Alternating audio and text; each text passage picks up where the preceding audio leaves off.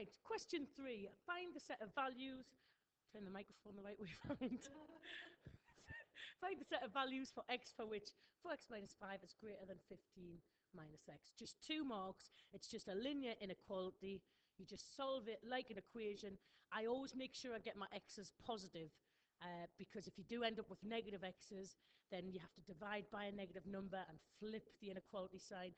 So to avoid any of that, just make sure you get your x's positive. So I'm going to take the minus x over to the left. It'll become plus x, so it'll be 5x. And obviously the minus 5, that's going to go over and be positive 5. So you're going to get 15 at 5, which is 20. So first line there, obviously, now we need to divide by 5, so x must be greater than 4. Simple, 2 marks. Part B, thank you. It is a quadratic. We know it's a quadratic, but you can see if you multiplied it out, you would get x squared. So we know that it's a quadratic. You cannot solve quadratics in exactly the same way as the linear ones. It starts off the same, but, well, we'll go through it. So it's already factorized for you, but be careful because quadratics always have to equal 0 at the end. So we're going to multiply it out and take the 12 over. Okay, take the 12. Oh. Write the question out again. You don't have to do that. Cheryl likes to do that. So multiply it out. So x squared minus 4x. Take the 12 over as well.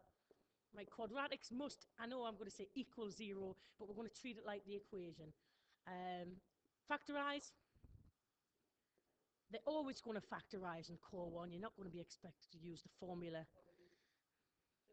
Yeah, for the inequalities. Factorize 12, 3 and 4, nope, 2 and 6. It'll be 2 and 6. Thank you. I'm not going to explain how to factorize quadratics.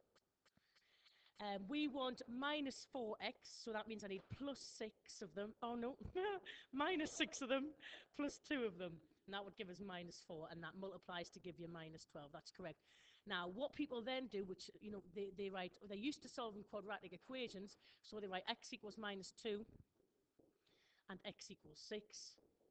And then they finish the question there. That's not correct for inequalities. You have to go a little bit further. Okay, you've got to decide. Yeah, you've got to. They are your critical values, but you have to decide what way the inequality sign is going to be. Now, the best thing to do, I think, the easiest way is to sketch a graph. Now, don't panic. Thinking, oh, I've got to sketch a graph. Very easy. That was the bell. It's the school holidays. Why is the bell still going? Right. It's a parabola, and it's the U-shaped parabola because it's positive x squared. So do you want to sketch it? We know that it crosses because we've got the critical values. Why are you laughing at that?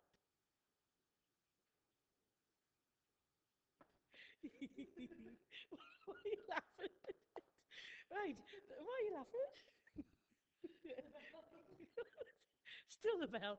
X equals minus 2. So label the minus 2 and the 6. That's all you need to do for a sketch. Okay, we know it's the correct way around. It's minus 2.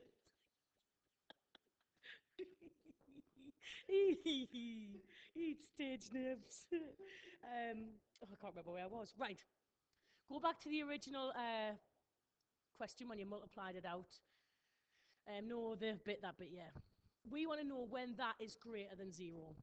Okay, well, when is that graph greater than 0, i.e. when is it above the line? It's going to be what I call the outie bits. Why are you still laughing? What's funny? I don't see it. So it's the outie bits, i.e. when x is less than minus 2 and when x is more than 6. Don't write.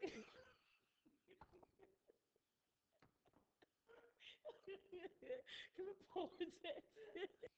Now we're back after that interlude brief. Oh, I can't remember. Oh, no.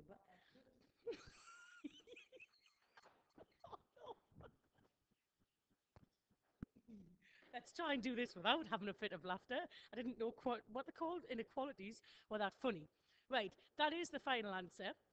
If the inequality had been the other way around, and it had been when is that quadratic less than 0, then we would have wanted the underneath bit. I'm going to laugh now when I say the in-betweeny bit.